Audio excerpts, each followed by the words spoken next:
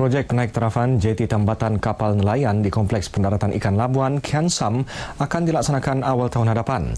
Inisiatif itu bagi memenuhi keperluan 7 pengusaha industri perikanan di Labuan, terutamanya apabila mereka berpindah sepenuhnya dari Pelabuhan Fisheries ke kompleks berkenaan.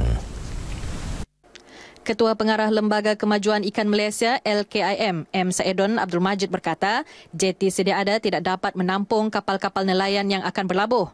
Kedudukan yang agak jauh dari daratan turut menyukarkan pengusaha membawa hasil tangkapan ke kilang masing-masing. Selain projek bernilai 20 juta ringgit ini, LKIM juga sedang berusaha untuk menempatkan semula perkampungan nelayan ke lokasi yang baharu kerana perkampungan sedia ada dilihat tidak lagi sesuai akibat pembangunan perindustrian yang semakin berkembang. Sementara itu, dalam bajet 2017 nanti, LKIM akan memohon beberapa peruntukan bagi membangunkan lagi kawasan Kian Sam ini.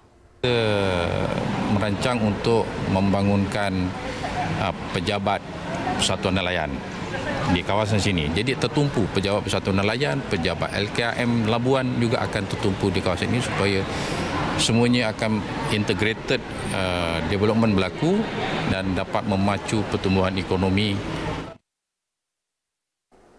Pastinya, ahli Persatuan Nelayan Labuan menyambut baik usaha penaik tarafan yang dilakukan di kompleks ini. Terima kasihlah LKIM kadang banyak memberi kami peningkatan di segi peruntukan dan kemudahan di kompleks Kian Sam ini.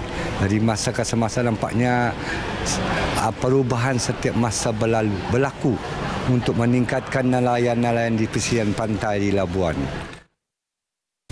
Graduan Kolej Vokasional mampu melahirkan tenaga kerja terlatih yang berkemahiran bagi memenuhi pasaran pekerjaan.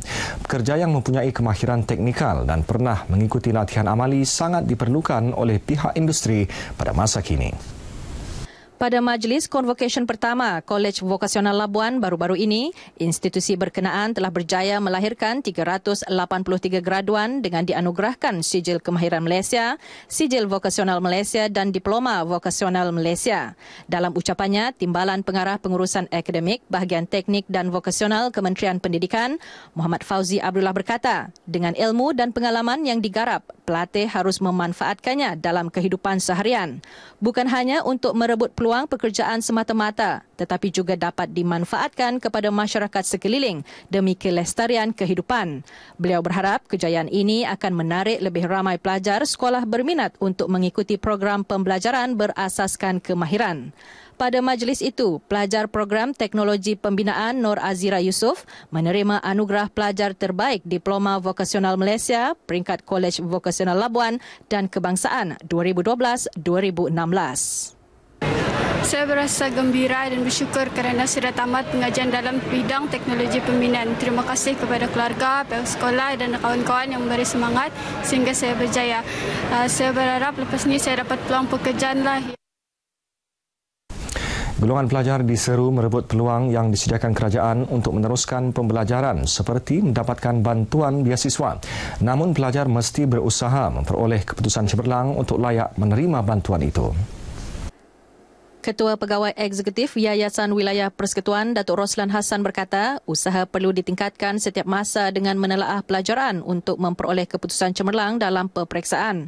Katanya, gunakan masa sepenuhnya dengan menambah ilmu pengetahuan untuk kehidupan yang lebih terjamin pada masa akan datang. Beliau berkata demikian ketika berucap merasmikan penutupan Seminar Kecemerlangan SPM 2016 peringkat Labuan. Seminar berkenaan merupakan inisiatif Yayasan Wilayah Persekutuan membantu pelajar dari keluarga berpendapatan rendah dan sederhana, mempertingkat kemahiran menjawab soalan dan sebagai persediaan menghadapi peperiksaan SPM November nanti. Seramai 300 pelajar tingkatan 5 dari 11 buah sekolah menengah terpilih mengikuti seminar tersebut. Sedikit perkembangan sukan. Kem bakat badminton Nusa Mahsuri terus mendapat sambutan menggalakkan di setiap negeri termasuk di wilayah Persekutuan Labuan. Usaha yang dilakukan itu bertujuan mencungkil bakat-bakat baharu dan membimbing serta mendedahkan sistem permainan badminton yang betul dalam memberi impak besar kepada pembangunan sukan badminton itu sendiri. Seramai 60 peserta berumur 9 hingga 12 tahun dilatih oleh jurulatih dari Kelab Nusa Mahsuri yang diketuai sendiri Datuk Misbun Siddiq. Dan rata-rata kebanyakan daripada peratus budak-budak grassroots ni, bukan daripada budak-budak state, grassroots, hampir lebih kurang 80%, 70-80% mereka boleh main. Jadi bila mereka dah boleh main, untuk senang bahawa informasi yang kita nak salurkan kepada mereka tu agak mudah dan senang kita nak bimbing mereka. Kagum dengan bakat-bakat muda yang hadir, beliau memberitahu lebih 30,000 peserta telah menyertai kem yang dilaksanakannya sejak tahun 1989. Daripada Labuan ini, daripada tahun-tahun yang lalu sampai sekarang ni, saya telah melihat banyak bakat-bakat sudah berkembang daripada informasi dengan permainan itu sendiri. Perasmian penutup kem yang berlangsung selama 3 hari ini telah dirasmikan Ahli Parlimen Labuan, Datuk Rozman Isli. Dengan itu sekian paparan N5 dari Labuan. Kembali semula ke Angkasa Puri. Silakan.